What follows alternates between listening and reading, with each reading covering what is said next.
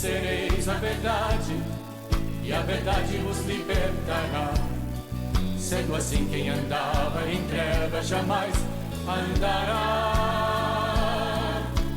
Conhecereis a verdade, e a verdade vos libertará. Sendo assim, quem andava em trevas jamais andará. Para o reino da luz virá. Conhecereis a verdade, e a verdade vos libertará. Sendo assim, quem andava em trevas jamais andará.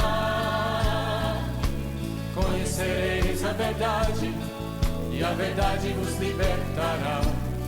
Sendo assim, quem andava em trevas jamais andará. Para o reino da luz virá. A sua luz vai brilhar, sim, vai brilhar. Não como luz escondida, mas como lâmpada acesa no alto, bem alto, vai brilhar.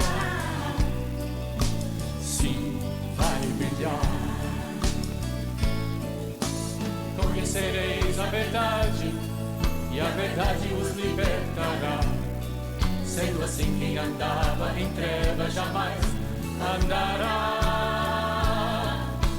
Conhecereis a verdade, e a verdade vos libertará.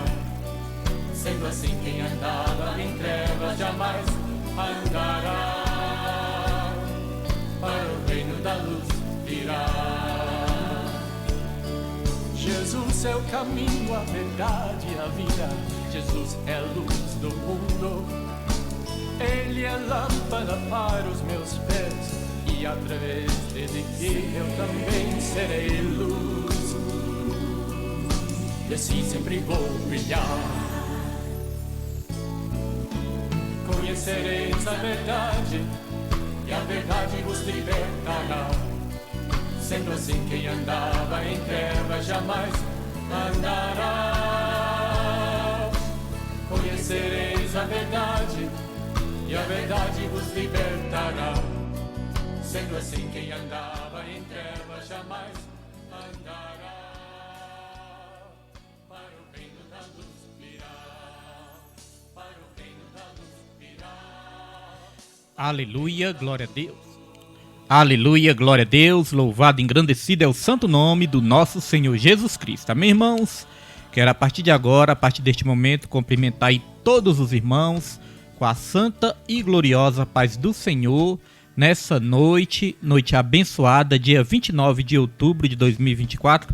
Estamos aqui, irmãos, para mais um estudo bíblico da palavra. Aqui quem fala é Pastor William, do Ministério Segundo o Coração de Deus. E mais uma vez estamos aqui para louvar e engrandecer o nome de Jesus. Amém, irmãos? Glória a Deus, louvado é o nome do Senhor, irmãos. Antes de dar início a mais esse estudo bíblico da palavra, lição número 5 nessa noite de hoje, vamos aqui orar a Deus, pedir a proteção dele nas nossas vidas e agradecer por essa oportunidade abençoada que ele nos dá. Agradecemos ao Senhor nessa noite, irmãos. Senhor Deus, Pai amado e querido, Pai maravilhoso, mais uma vez aqui estamos, Senhor, para mais esse estudo bíblico da Tua palavra, Pai. Essa palavra maravilhosa que tem abençoado, nos transformado, nos libertado, Senhor.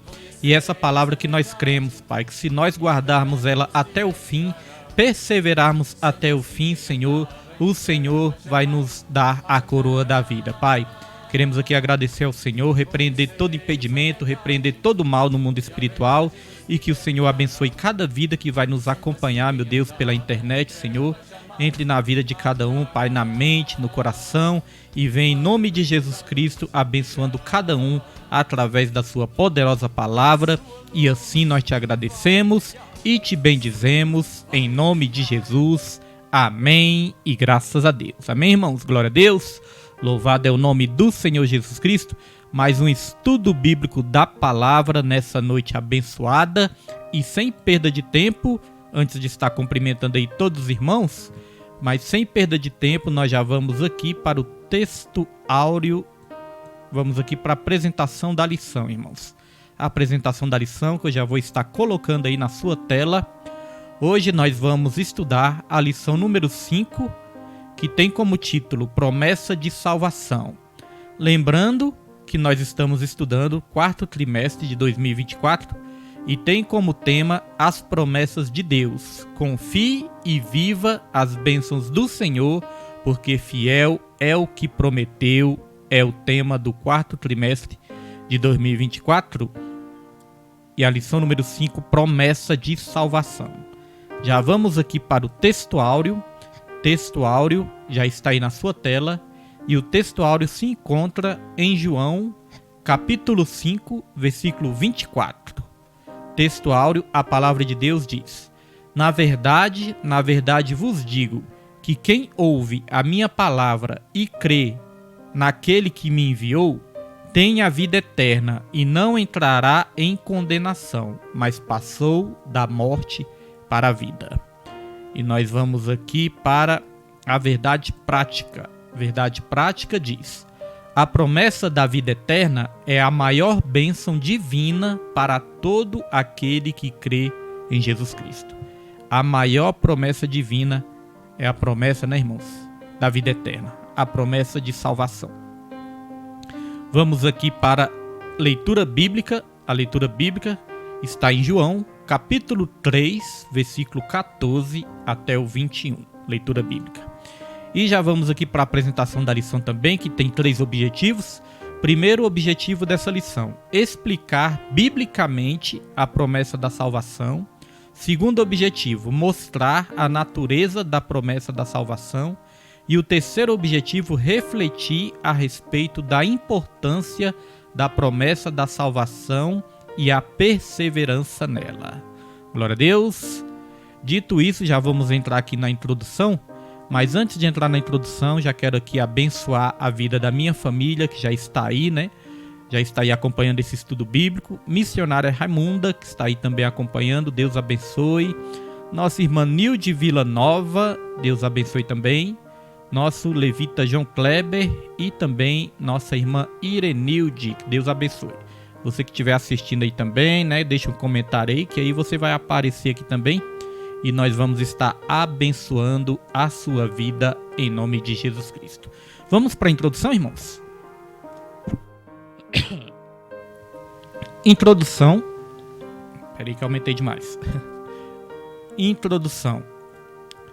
A salvação é um dos mais importantes temas da Bíblia, pois é a principal promessa de Deus para a humanidade.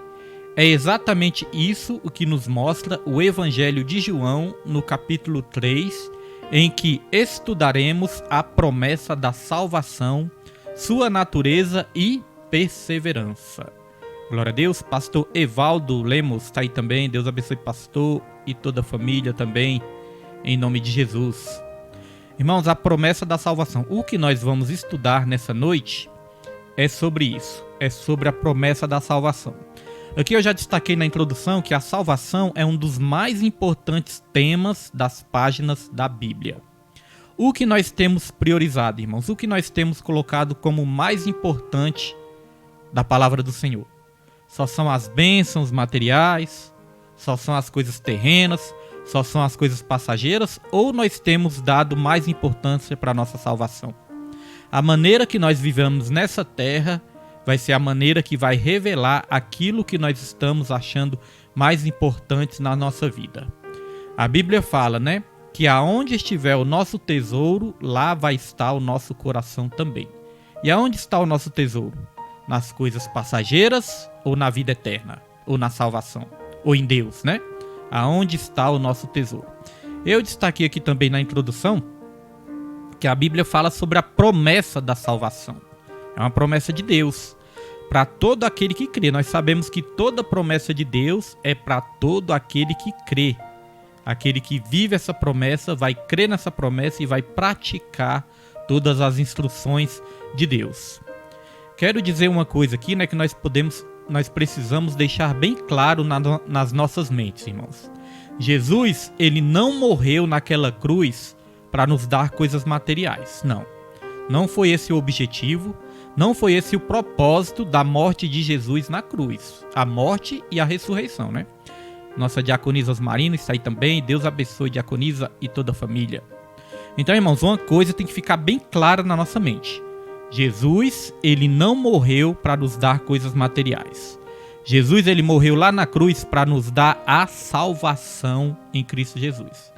As coisas materiais são acrescentadas nas nossas vidas através, do trabalho, através de uma vida honesta, através sim de confiar em Deus em primeiro lugar, colocar Deus em primeiro lugar, irmãos.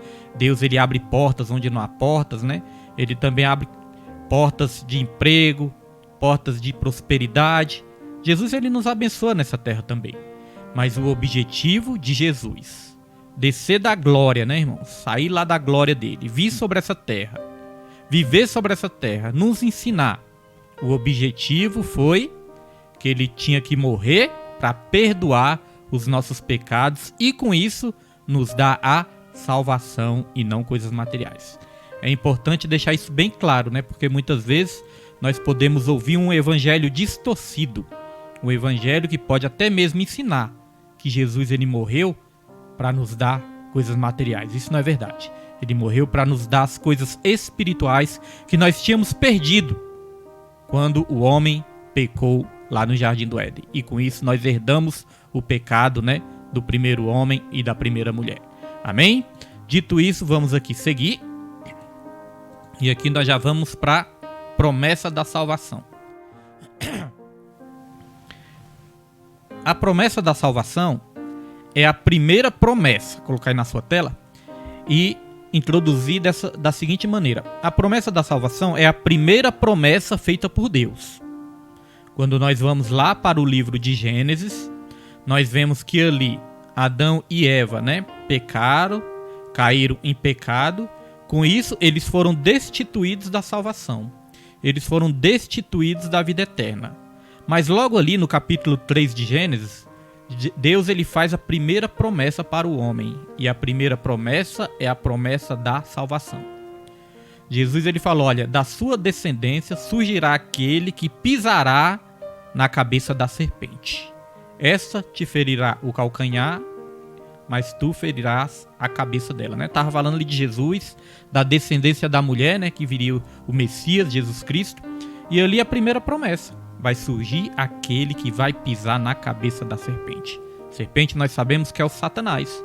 Então veja que a primeira promessa na Bíblia já é a promessa da salvação. E quando nós vamos lá para o livro de Apocalipse, nós vemos que a palavra de Deus também vai se encerrar com a consumação dessa salvação. Então a promessa que Deus fez lá em Gênesis, no primeiro livro da Bíblia, que nós vemos ali a ordem, que é o primeiro livro da Bíblia, não foi o primeiro livro escrito, mas foi o primeiro, porque a Bíblia não está escrito em ordem cronológica, ela está escrita em ordem lógica, Mas foi ali a revelação do início de tudo. E ali nós vemos que a primeira promessa de Deus, ela no final das Escrituras, nós vemos ela sendo cumprida, para mostrar que aquele que promete, ele é fiel para cumprir tudo aquilo que promete. Glória a Deus? Então Deus é fiel. Vamos lá. Tópico 1, a promessa da salvação. Subtópico 1, uma maravilhosa salvação.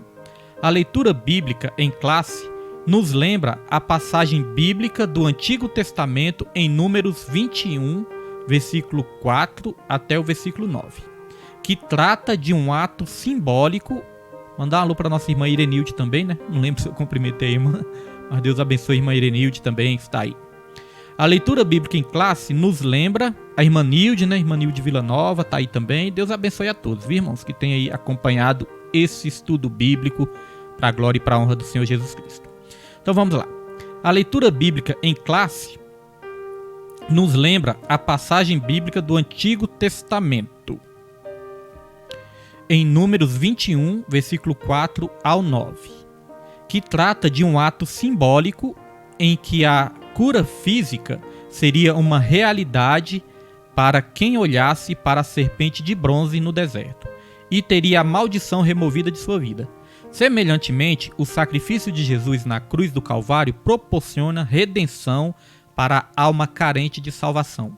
Logo, a salvação é um maravilhoso presente de Deus para todos os que creem em seu Filho.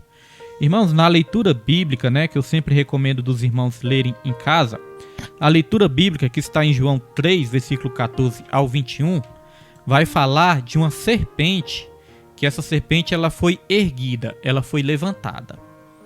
E qual é o contexto dessa passagem, né? O que essa passagem quer nos dizer? Lá em Números, já vou colocar aqui para os irmãos, a primeira referência. Primeira referência que está em Números, capítulo 21, versículo 9, fala sobre essa passagem, que ela é repetida lá em João. Olha só o que diz, número 21, 9. E Moisés fez uma serpente de metal e pô-la sobre uma haste.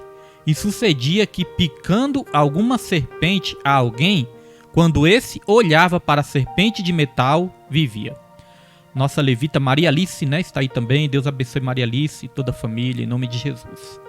Então, olha só, aqui fala de uma serpente, irmãos, que foi levantada lá no deserto, e todos aqueles que olhavam para essa serpente viviam. Qual é o contexto dessa passagem?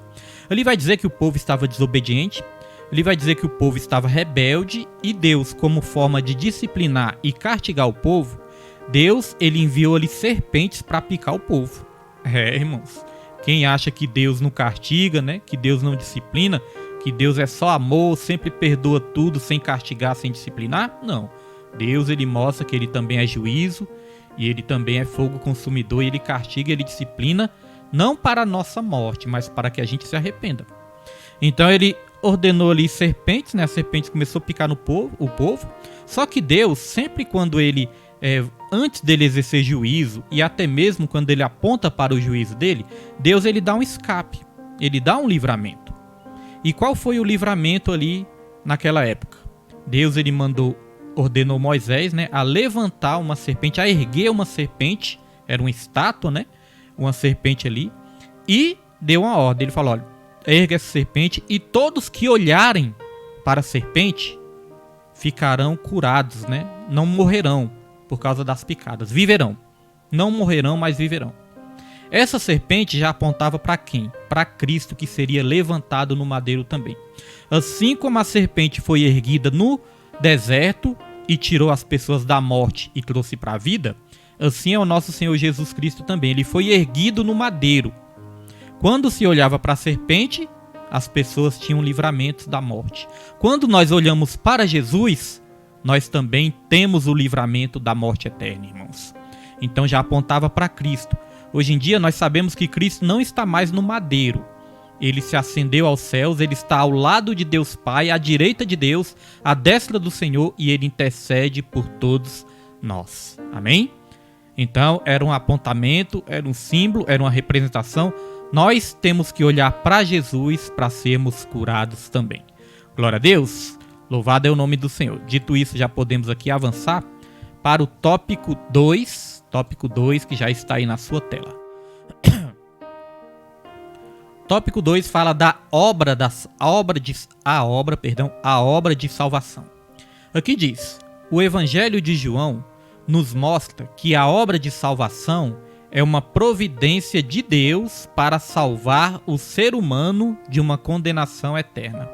Dessa maneira, a salvação propriamente dita tem a ver com os que recebem a Cristo Jesus como seu suficiente Salvador. Quando isso acontece, somos imediatamente libertos da escravidão, do poder do pecado e da condenação eterna.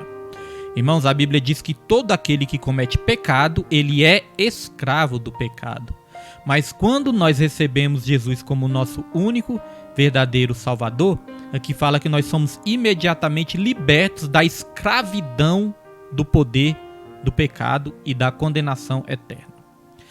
Aqui vai dizer que nós vamos ser libertos, irmãos, por completo da presença do pecado. Nessa terra, nós ainda não vamos ser libertos totalmente da presença do pecado, não. Mas nós vamos ser libertos, irmãos, do poder do pecado. A libertação, a salvação, ela tem alguns estágios. O primeiro estágio, irmãos, que Deus nos liberta é da culpa do pecado. Ele retira a culpa. Daqui a pouco vamos falar sobre a justificação, né? Então, em primeiro lugar, Deus ele retira a culpa do pecado. Depois, ele tira o poder do pecado.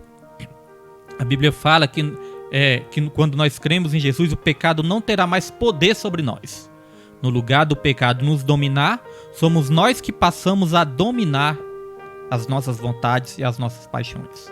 Mas quando ocorrer a glorificação, aí nós vamos ser libertos da presença do pecado. Aí não vai existir mais pecado.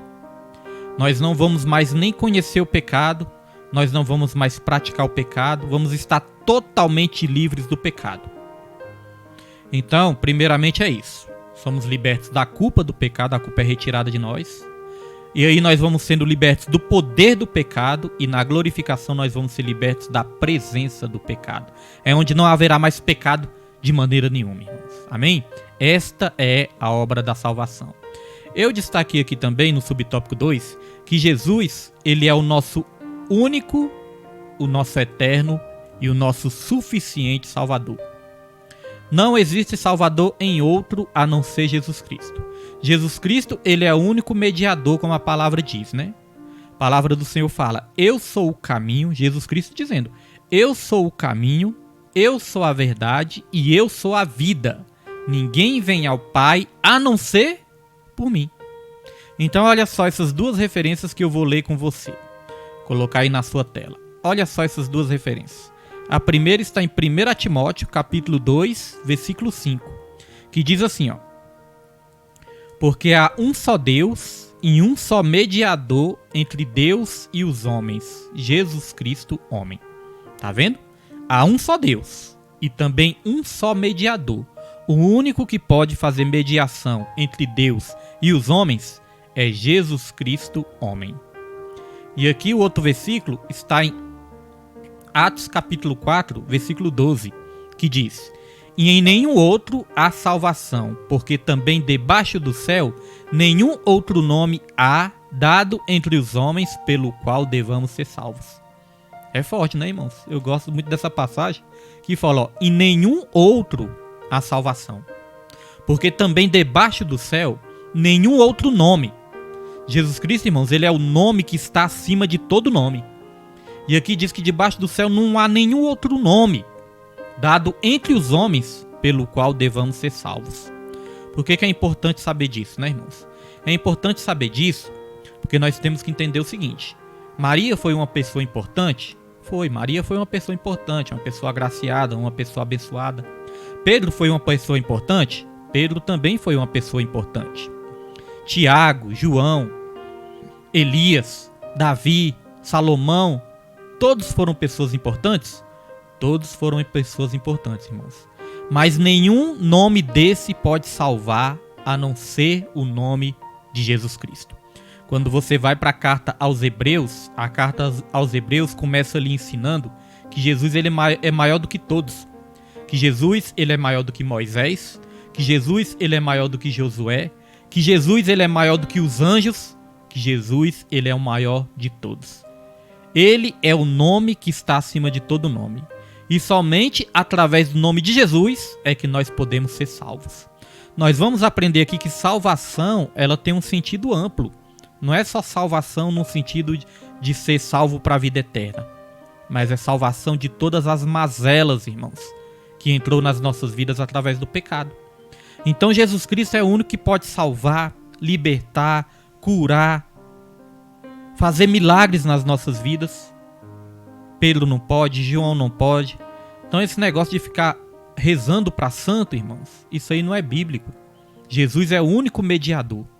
Jesus ele falou, vocês vão pedir ao Pai no meu nome. No meu nome vocês vão pedir ao Pai.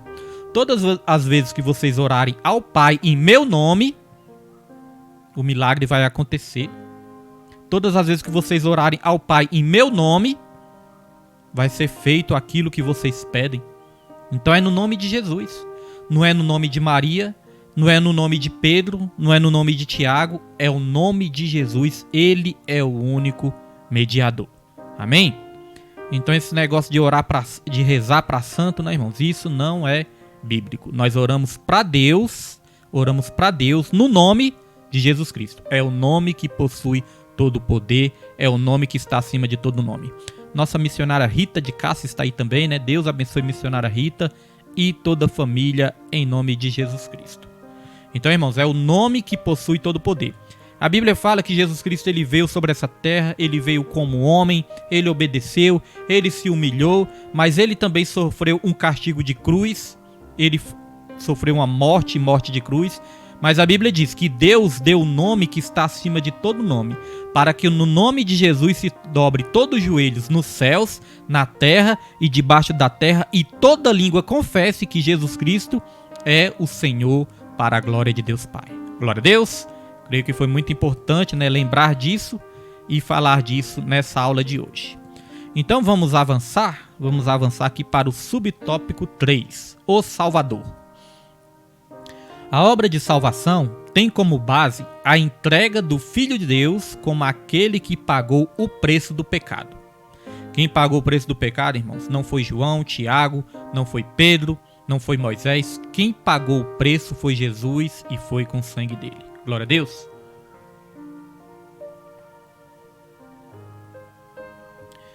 Então aqui continua.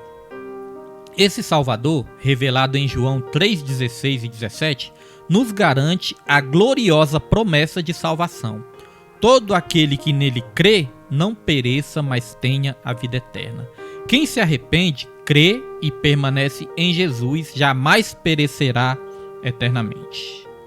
Aqui, irmãos, eu destaquei algo interessante. Olha só, aqui diz: quem se arrepende, crê e permanece em Jesus, jamais perecerá eternamente. Então aqui nós vemos 3 atitudes que nós temos que ter: arrependimento, fé e perseverança. Quem se arrepende, crê e permanece. Então é arrependimento, fé e perseverança. Só nesse pedacinho da lição está nos ensinando essas 3 coisas importantíssimas. Que nós temos que nos arrepender, porque a palavra do Senhor fala: aquele que confessa as suas transgressões e deixa, é esse que alcançará a misericórdia. Mas quem as encobre, não ficará impune. Mas quem confessa e deixa, alcançará a misericórdia. E aqui fala de fé, porque sem fé é impossível agradar a Deus. Nós somos salvos pela graça, mediante a fé. É pela graça, mas é mediante a fé. Ou seja, nós temos que responder essa graça. Não é por obras para que ninguém se glorie. É pela graça mediante a fé. E sem fé é impossível agradar a Deus. Se sem fé é impossível agradar a Deus, irmãos, como que nós vamos ser salvos se nós não tivermos fé? Se nós não tivermos fé, nós vamos viver uma vida que desagrada ao Senhor. Não vamos reconhecer Ele como Deus. Quantas pessoas tem neste mundo que não creem em Deus? Que não acreditam em Deus, irmãos? Não creem. São ateus, né? Não acreditam que Deus existe. Então isso desagrada ao Senhor. Porque é duvidar do Criador. É duvidar daquele que criou todas as coisas visíveis e invisíveis. É duvidar. O ateu, irmãos, ele duvida daquele que criou até mesmo ele. O ateu duvida daquele que o criou. O ateu foi criado por Deus também. E o ateu duvida daquele que o criou. Então por isso que não agrada ao Senhor. Sem fé é impossível agradar a Deus. Aqui diz também que aquele que permanece em Jesus jamais perecerá. Irmãos, o mais difícil na nossa caminhada não é começar. O mais difícil na nossa caminhada é permanecer. Essa palavra vai para todos que estão nos ouvindo agora, irmãos. Pense no seguinte: quantas lutas você já não passou? Quantas dificuldades você já não enfrentou? Quantas vezes você até pensou que não ia conseguir continuar? E você não continuou? Nossa diaconisa Daniele, né, está aí. Deus abençoe a diaconisa Daniele e toda a família também, em nome de Jesus. Então olha só, irmãos, quantas dificuldades você já não passou? Já não teve momentos da sua vida que você pensou que nem ia conseguir continuar? Que já deu um desânimo assim na sua vida? Então é o que eu digo, o difícil não é começar. Muitas vezes as pessoas começam bem, começam empolgadas, vem aquela empolgação. Aliás, a empolgação é um perigo. Irmãos, a empolgação é um perigo. Por isso que as nossas palavras têm que ser poucas. Nós não temos que chegar empolgado falando que vai fazer isso, falando que vai fazer aquilo. Eu vou fazer isso, eu vou fazer aquilo e a partir de... Não. É bom chegar caladinho mesmo, quietinho, observando tudo, sempre em oração, e se tiver que fazer, faça sem alarde. Faça sem tocar trombetas. Porque a maioria das pessoas que se empolgam e fala que vai fazer isso, e vai fazer aquilo, e vai fazer aquilo outro, acaba não fazendo. Porque o diabo, ele ouve isso também. E fala, você vai fazer isso? Aí o diabo vai investir em dobro na sua vida para te parar. Então, a dificuldade não é começar, a dificuldade é permanecer. Irmãos, Jesus Cristo ele falou o seguinte, né? Se vós estiverdes em mim e as minhas palavras estiverdes em vós, pedirei tudo o que quiseres e vos será feito. Jesus está querendo dizer, se vocês permanecerem em mim e as minhas palavras permanecer em vós, pedirão tudo o que quiserem e vos será feito. Tem muitas pessoas que começam bem, mas terminam mal. O contrário também é verdadeiro. Às vezes existem pessoas que até começam mal, mas terminam bem, irmãos. Então o desafio não é começar, mas o desafio é permanecer. Quantos já não levantaram a mão dizendo que recebe Jesus e aceita Jesus e depois não se desviaram? Quantos não começaram na igreja fazendo a obra do Senhor, adorando o Senhor, estando em comunhão e hoje em dia nem pisa mais na igreja? Quantos já não participaram da ceia do Senhor, da mesa do Senhor e hoje em dia não participam mais da mesa do Senhor, da Santa Ceia do Senhor? Quantos já não foram até mesmo batizados, mas voltou para o mundão? Então difícil não é começar. O maior desafio é terminar a carreira. O apóstolo Paulo, ele falou: combati o bom combate, completei a carreira e guardei a fé. Esse é o nosso desafio. Então, requisito aqui para a salvação: arrependimento, fé e perseverança. Permaneça em Jesus. Amém? Aí sim nós vamos ser salvos. A palavra diz: aquele que perseverar até o fim é que será salvo. Glória a Deus. Dito isso, podemos aqui avançar e vamos para o tópico 2, que diz sobre a natureza da promessa de salvação.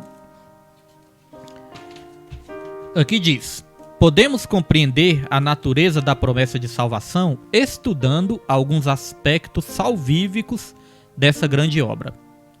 Aqui nós vamos falar de 3 coisas, irmãos. Nós vamos falar da justificação, nós vamos falar da regeneração e nós vamos falar da santificação. Muito importante. Justificação, regeneração e santificação. Amém? Vamos falar de cada um aqui e citando um versículo correspondente a cada um desses temas. Então, olha só, a natureza da promessa de salvação. Podemos compreender a natureza da promessa de salvação estudando alguns aspectos salvíficos dessa grande obra. Então, veja que existem alguns aspectos que nós temos que observar e aprender sobre eles. Irmãos, o que nos salva também, o que nos salva é a revelação da palavra. O que nos salva é a gente aprender a palavra. Jesus Cristo ele falou: se vocês creem em mim, assim como diz as Escrituras, aí sim, vocês vão ser abençoados, vão ser salvos. Né, irmãos? Se vocês creem em mim, assim como diz as Escrituras. Existem muitos ensinos distorcidos. Existem muitas heresias. Existem muitos ensinos que, no lugar de te mostrar a salvação, de te ensinar a ser salvo, pode ser ensino que te afasta da salvação. Isso é muito importante, irmãos. O ensino verdadeiro, ele te aproxima da salvação. O ensino falso, ele te afasta da salvação. Te afasta da verdade. Então, olha só, um dos aspectos, o primeiro aspecto que nós vamos ver aqui é a justificação. Um dos aspectos da obra salvífica que está apresentado em termos bíblicos é a justificação. Quem é alcançado pelo Evangelho de Cristo e crê no Filho de Deus com todo o seu coração é declarado justo, isto é, livre da culpa e do merecimento da punição divina. Então, o primeiro aspecto, justificação.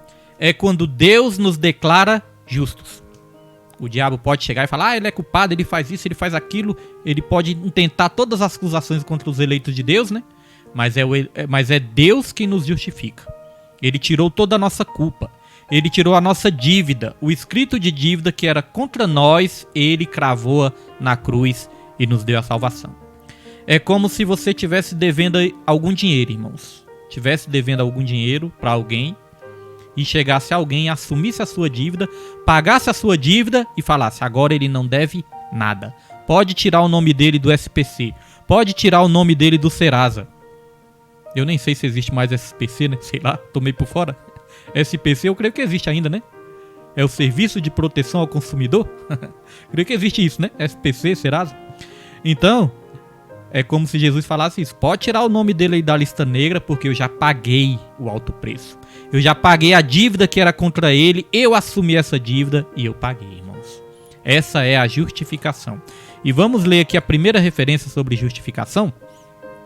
Vou colocar aí na sua tela. Está aqui em Romanos capítulo 5, versículo 1. Diz assim, ó: tendo sido, pois, justificados pela fé, temos paz com Deus, por nosso Senhor Jesus Cristo. Então nós somos justificados pela fé. Para nós recebermos essa justificação nas nossas vidas, é necessário crer. Lá em Efésios capítulo 1, versículo 13, fala isso, né? Depois que vós ouvirdes a palavra da verdade, o evangelho da salvação, e tendo nele crido, vocês foram selados com o Espírito Santo. Então é ouvir a palavra da verdade, o evangelho da salvação e crer. É necessário crer, não adianta só ouvir. Muitas pessoas ouvem a palavra de Deus, mas nem todos creem. Porque aquele que crê, começa a guardar os mandamentos. Jesus Cristo, ele falou: se vós me amardes, vocês guardarão os meus mandamentos.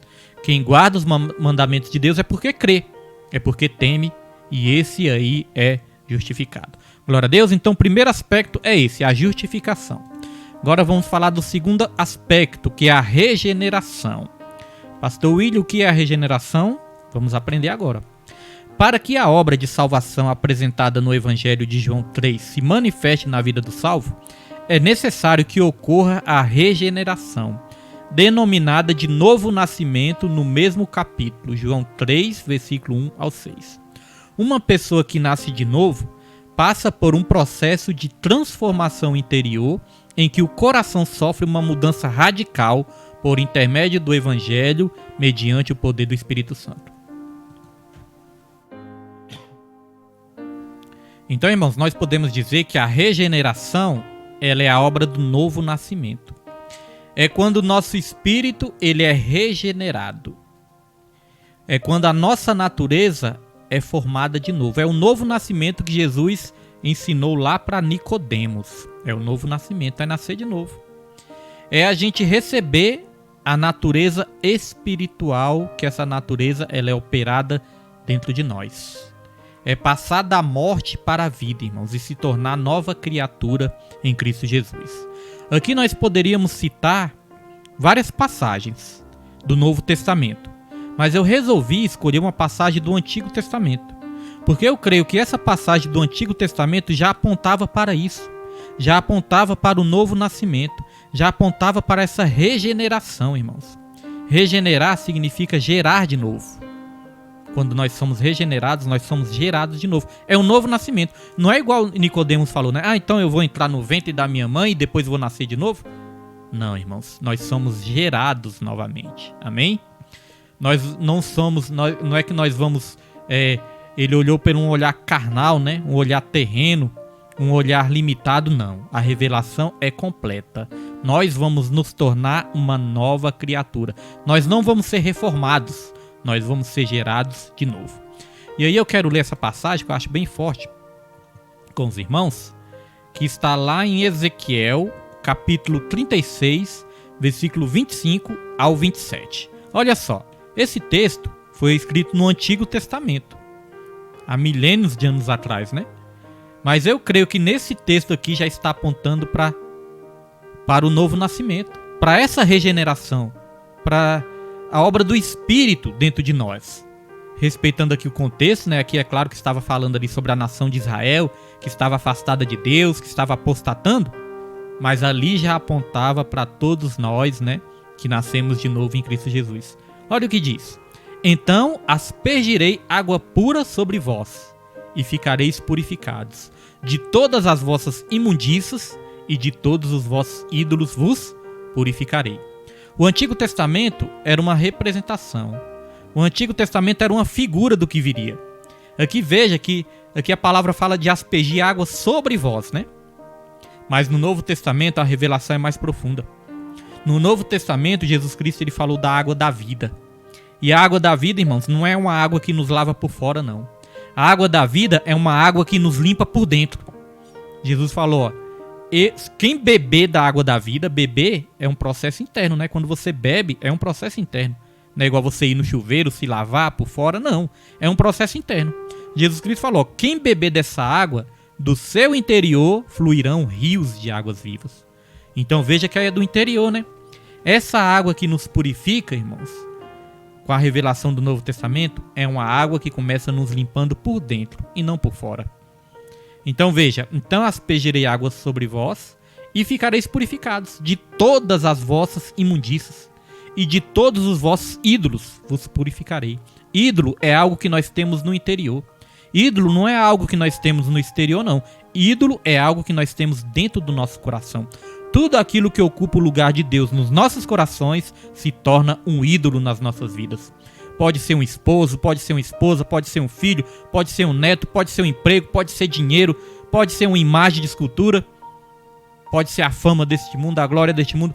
Tudo aquilo que ocupar o lugar de Deus e o tempo de Deus nos nossos corações se torna um ídolo nas nossas vidas. Tem muitas pessoas aí, irmãos, que fizeram aí deste mundo, das coisas passageiras, o seu ídolo. Não tem tempo para Deus. Quando sobra um tempo é que pensam em Deus, mas coloca as coisas terrenas em primeiro lugar. Então isso é um ídolo na vida dessas pessoas. Amém? Então vamos aqui continuar. E dar-vos-ei um coração novo. Veja que é um processo interno, né? Dar-vos-ei um coração novo. Não é reformar o coração, não é fazer uma cirurgia no coração, não. É dar um coração novo. E porei dentro de vós, novamente o processo interno, né? Porei dentro de vós um espírito novo. Aqui note que é um espírito com letra minúscula, né? Então aqui está falando que Deus vai mudar a nossa maneira de ser, a nossa maneira de agir e a nossa maneira de pensar. O espírito do homem simboliza também a maneira de ser do homem. Olha, o nosso diácono Lucas apareceu aí também. Deus abençoe diácono Lucas, Deus abençoe em nome de Jesus Cristo. Deus é fiel. Deus abençoe também toda a família. Então olha só, irmãos, espírito com letra minúscula, Deus ele falou, eu porei dentro de vocês um espírito novo. Ou seja, eu darei uma nova maneira de viver. Eu farei de vocês uma nova criatura e vocês terão uma nova maneira de viver, uma nova maneira de ser. Porque o espírito do homem é a maneira de ser do homem. Às vezes quando a pessoa é calma, né? Fala, aquele ali tem um espírito de mansidão. Às vezes quando a pessoa ali é mais nervosa, colérica, né? Fala, nossa, aquele ali tá com espírito de tribulação. Né, irmãos? Então o espírito é a maneira de ser. Deus ele vai nos dar uma nova maneira de ser. E aqui fala, ó, e tirarei da vossa carne o coração de pedra e vos darei um coração de carne. Um processo interior. E aqui no versículo 27 fala, e porei dentro de vós, agora vem a revelação completa. Notou que Deus ele vai colocar dentro de nós um espírito novo com letra minúscula? E agora ele fala que vai colocar dentro de nós o espírito, mas com letra maiúscula. O que significa isso, pastor William? É que ele vai colocar dentro de nós também o Espírito Santo de Deus, irmãos. Aqui diz, ó, e porei dentro de vós o meu espírito, com letra maiúscula, e farei que andeis nos meus estatutos e guardeis os meus juízos e os observeis. Nós só conseguimos obedecer a palavra de Deus quando o Espírito de Deus habita dentro de nós. Sem o Espírito Santo nós não somos nada. Quem não se lembra também de Ezequiel 37, do vale dos ossos secos? Vai dizer que aquele vale ali estava tomado de ossos sequíssimos. Mas ali, irmãos, Deus ele começou a fazer uma obra. Vai dizer ali que juntou osso com osso, tendão com tendão, nervo com nervo, né? Foi ali formando pele. E ali foi formando os seres humanos. Só que o processo não estava pronto ainda. Quando se formou os seres humanos, vai dizer que veio o espírito. Faltava o espírito, né? Aí veio o espírito para dentro daqueles ossos. Só que era o espírito com letra minúscula. E aqueles ossos começaram a viver. Mas com espírito com letra minúscula. E ainda faltava algo. Aí vai dizer que Deus ele colocou dentro daqueles seres humanos o espírito dele com letra maiúscula. Quando coloca o espírito com letra maiúscula, aí aquele exército ele foi o quê? Vivificado. Nasceu de novo. É igual quando Deus criou o homem. Deus ele criou o homem, a Bíblia fala que foi ali do pó da terra, né? Criou o homem, modelou o homem ali. E Deus faltava algo para o homem viver e viver eternamente. Deus, ele soprou o fôlego de vida. Esse sopro de Deus é o próprio Espírito de Deus que Deus soprou dentro do homem. O próprio Espírito de Deus. O homem já tinha ali o seu espírito, estava vivo e tudo, mas o sopro de Deus é que é o Espírito de Deus dentro do homem. Amém, irmãos? É isso que promove o novo nascimento na minha e na sua vida. Pastor William, como nascer de novo? Jesus Cristo, ele falou. Quem nasce da água, né? Não passa disso, é mortal. Mas quem nasce da água e do Espírito, esse sim recebe o novo nascimento. Amém, irmãos? Glória a Deus. Jesus Cristo, ele explicou isso para Nicodemos. Nicodemos não entendeu bem o processo porque ele estava com a visão terrena. Mas quando Nicodemos, irmãos, creu na palavra, ele recebeu o Espírito Santo depois também, né? Ele recebeu o Espírito Santo. Depois nós vamos ver que Nicodemos, depois que Jesus morreu e ressuscitou, ele foi um dos responsáveis também por cuidar do corpo de Jesus. Por quê? Porque ele acabou crendo e acabou nascendo de novo. Ele nasceu do Espírito, da água e do Espírito. Amém? Este é o novo nascimento. Então falamos da justificação, regeneração e agora nós vamos falar da santificação. Aqui diz, a santificação é um aspecto da salvação como resultado da obra do Calvário de nosso Senhor Jesus. Em primeiro lugar, por meio da justificação e da regeneração, somos santificados por Deus de maneira posicional, ou seja, imediatamente. Em segundo lugar, somos santificados de maneira progressiva, por meio do relacionamento com Cristo. Esse processo ocorrerá até o advento da nossa glorificação final, por ocasião da transformação do nosso corpo no advento do arrebatamento da igreja, pois teremos um corpo semelhante ao de Jesus ressurreto. Portanto, a obra da salvação exposta no Evangelho de Jesus, de João, é completa. Então veja só, a santificação também tem processo. Primeiramente, quando nós cremos em Jesus, nós já nos tornamos santos posicionalmente. É a santificação posicional, ou seja, nós somos separados. Aí depois, irmãos, vem a santificação progressiva. Primeiro nós somos separados, essa é a santificação posicional. Mas o processo não para aí, depois vem a santificação progressiva. Ou seja, nós vamos sendo limpos, cada dia mais limpos, hoje mais santo do que ontem, amanhã mais santos do que hoje, e aí é um processo progressivo. Um exemplo que nós sempre damos e que é importante relembrar é o processo do filtro de barro, né? Quando você compra um filtro de barro ali, uma vela nova, e aí você vai tomar água desse filtro, a primeira água ainda tem gosto de barro, não é verdade? Vem aquela água ali com gosto de barro, às vezes você nem consegue tomar direito. Mas à medida que a água vai passando pela vela, a água de barro, ela vai perdendo aquele gosto de barro.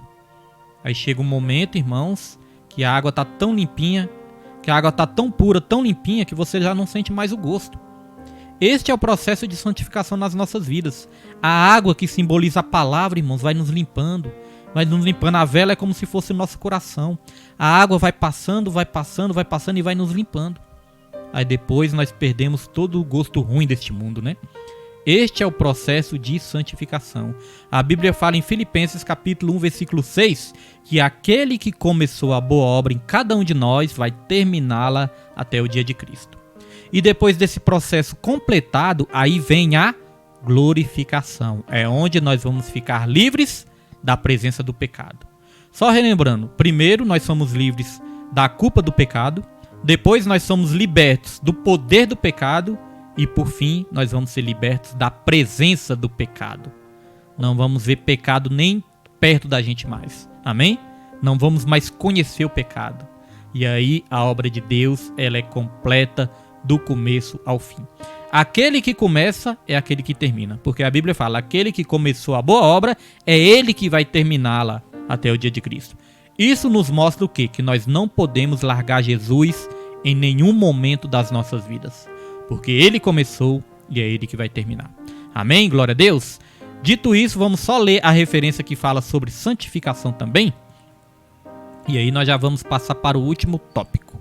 A referência que fala sobre santificação está em Hebreus capítulo 12, versículo 14, que diz: segui a paz com todos e a santificação, sem a qual ninguém verá o Senhor. Que está falando, ó, seguir a paz e a santificação. Seguir no sentido de andar junto, né? Temos que andar junto com a paz, dar paz com todos e andar junto com a santificação. Não podemos abandonar de jeito nenhum, irmãos, a questão da paz com todos e a santificação. Porque sem a santificação, ninguém verá o Senhor. Não existe salvação sem santificação. Este evangelho do demônio, né, uma imitação do evangelho, que é o ensino do demônio, que está sendo propagado aí, Deus é amor, Deus sempre perdoa, Deus é bonzinho, Deus é amor. E aí a pessoa anda a vida, né, toca o terror aí na vida, né, não se arrepende e acha que sempre vai ter ali Deus perdoando os seus pecados se não houver arrependimento. O pecado, ele só é perdoado através do arrependimento e através da santificação. Amém? Dito isso, já podemos avançar para o último tópico, que é o tópico 3, e tem como título Promessa e Perseverança na Salvação. Subtópico 1. A base da promessa de salvação é Cristo. João 3 mostra com clareza que o nosso Senhor é o centro da promessa de nossa salvação. Irmãos, Jesus Cristo, ele tem que ser o centro. Jesus, ele nunca pode deixar de ser o centro nas nossas vidas. Lá em Apocalipse, João teve uma visão. E nessa visão, ele vai dizer que viu ali 7 candeeiros, né? Esses 7 candeeiros simboliza a igreja. E ele vai dizer que no meio dos 7 candeeiros, ou cartiçais, né? Em alguma tradução vai dizer cartiçais. No meio dos 7 cartiçais estava quem? Jesus, aquele que era semelhante ao Filho do Homem. No meio dos 7 cartiçais. Por que no meio? Porque Jesus, ele tem que ser o centro. Os cartiçais simbolizam a igreja e Jesus estava no meio da igreja. Jesus, ele tem que estar no centro da minha e da sua vida. A Bíblia diz que quando Jesus foi crucificado, tinha um ladrão do lado direito e um ladrão do lado esquerdo. E Jesus estava onde? No centro. Porque Jesus, ele é o centro de tudo. Muitas vezes nas igrejas estão se tirando Jesus do centro. Fala muito do homem, coloca o homem no centro, é o ego do homem, é a bênção do homem, é a vitória do homem. E acaba tirando Jesus do centro de tudo, né? Jesus é o centro das nossas vidas. Jesus tem que ser o centro da nossa família. Jesus tem que estar no centro do nosso trabalho, dos nossos relacionamentos. Jesus tem que ser o centro de tudo. O centro do louvor, o centro da palavra. Jesus, ele tem que ser o centro de tudo nas nossas vidas. Amém? Glória a Deus. Dito isso, nós vamos aqui para o subtópico 2. Deixa eu só beber um chazinho aqui.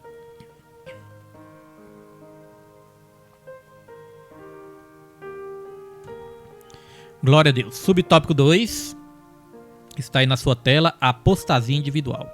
Nas Escrituras também encontramos uma grande advertência concernente à promessa da salvação. A Bíblia nos mostra que a salvação não é incondicional, pois as pessoas podem resisti-la. Está lá em João 3, 18 ao 20. E também mostra que os que a receberam experimentaram o amor e o perdão de Deus. Podem romper... Deixa eu ler de novo. E também mostra que os que receberam e experimentaram o amor e o perdão de Deus podem romper esse relacionamento, rejeitando por completo os ensinos fundamentais revelados na palavra de Deus, a apostasia doutrinária, bem como tornando-se novamente escravos da prática do pecado, que é a apostasia moral. Existem 2 apostasias. Pastor William, o que é apostasia? A apostasia é o abandono da fé. É o abandono proposital, é o abandono deliberado, é o abandono consciente da fé. É quando a pessoa abandona a fé conscientemente. Sabendo o que está fazendo, abandona a fé. Essa é a apostasia. Muitos abandonaram a fé, irmãos. Muitos já abandonaram a fé conscientemente.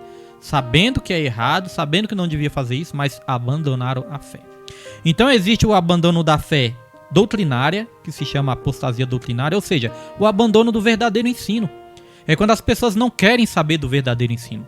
A Bíblia fala que nos últimos tempos, muitos se apostataram da fé, 1 Timóteo 4:1, né? Muitos se apostataram da fé, dando ouvidos a espíritos enganadores e a doutrinas de demônios. Tá vendo? Quando a pessoa se afasta da verdade da palavra. Aquelas pessoas que só querem ficar recebendo revelação, profecia, profetada, né, irmãos? E recebe muitas mentiras, muitas profetadas, muitos enganos, muito espírito do engano. Essas pessoas estão abandonando a verdade para se aproximarem do engano, da mentira. Porque elas preferem ser enganadas do que ouvir a verdade. Tem pessoas que preferem uma doce mentira, preferem ouvir uma doce mentira do que ouvir uma dura verdade. Então o abandono do ensino verdadeiro é a apostasia doutrinária. O abandono do verdadeiro ensino. Por isso, irmãos, que não importa se é muito, se é pouco, nós não desistimos desse estudo bíblico.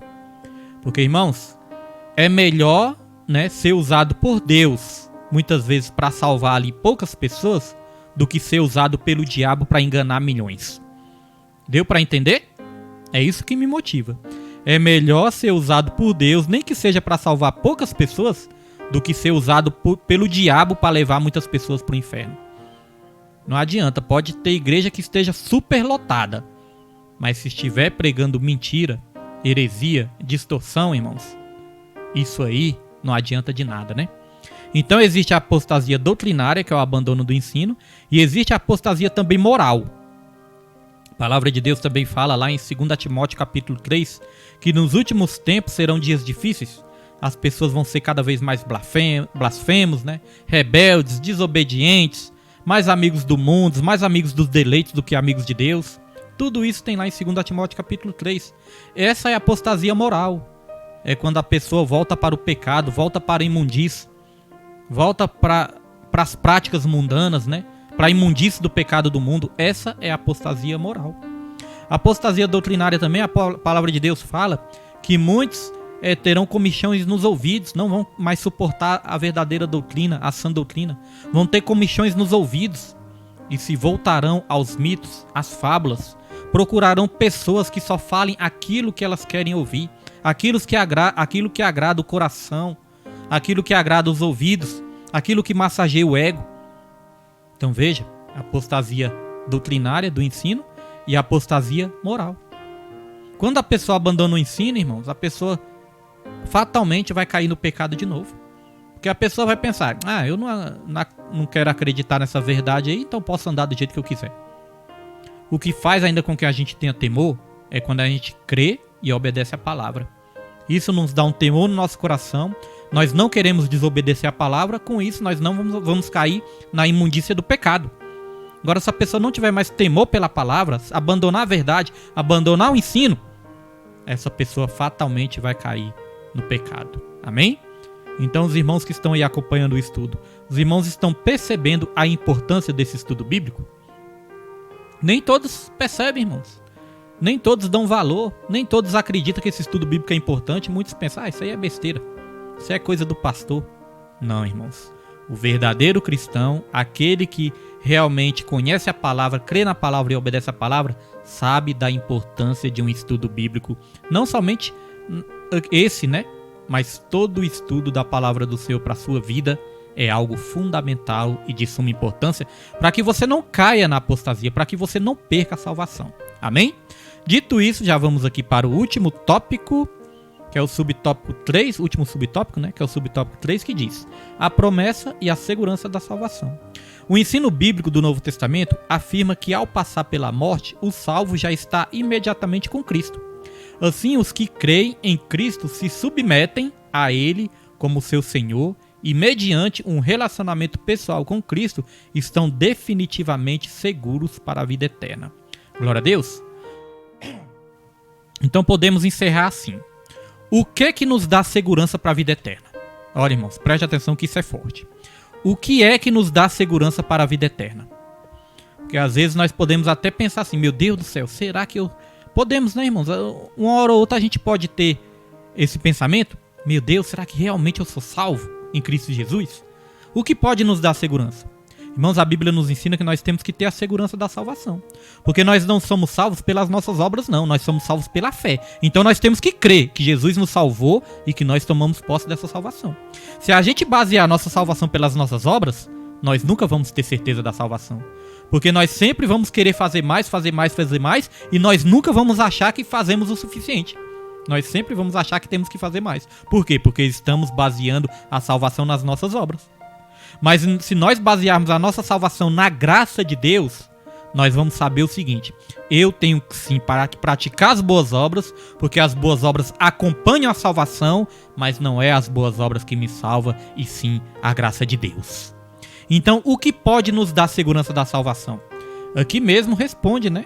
Nesse último tópico aqui da lição, responde. Assim, aos que creem em Cristo se submetem a Ele como seu Senhor e, mediante um relacionamento pessoal com Cristo, estão definitivamente seguros para a vida eterna. O que nos dá a segurança da salvação é ser submisso. Submisso a Deus e ter um relacionamento com Ele. Irmão, submissão. Submissão é algo que muitas vezes falta muito nas igrejas. É submissão. Muitas vezes as pessoas não querem se submeter. É claro que nós nos submetemos a Deus. Mas também, irmãos, nessa terra, a Bíblia fala que nós temos que nos submeter uns aos outros. Os filhos não se submetem aos pais. Os alunos não se submetem aos professores. Os empregados não se submetem aos seus patrões. Na igreja, nós nos submetemos às nossas lideranças e nos submetemos uns aos outros também. A Bíblia fala, sujeitai-vos uns aos outros, no amor e no temor de Deus. Sujeitai-vos uns aos outros. Submissão é uma característica do verdadeiro cristão. Se a pessoa diz que é cristã, mas fala, eu não devo satisfação para ninguém, eu não dou satisfação para ninguém, eu não quero saber de submeter a ninguém, eu sou rebelde.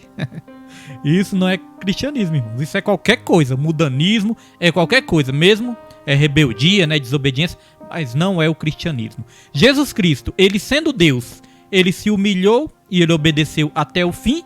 Quem sou eu e você para sermos rebeldes nessa terra? Os rebeldes vão ficar. Os rebeldes não herdam o reino dos céus. O reino dos céus são para os obedientes e para os humildes. Então aqui fala de se submeter a Jesus e de ter um relacionamento com Ele. Isso vai nos dar segurança para a salvação.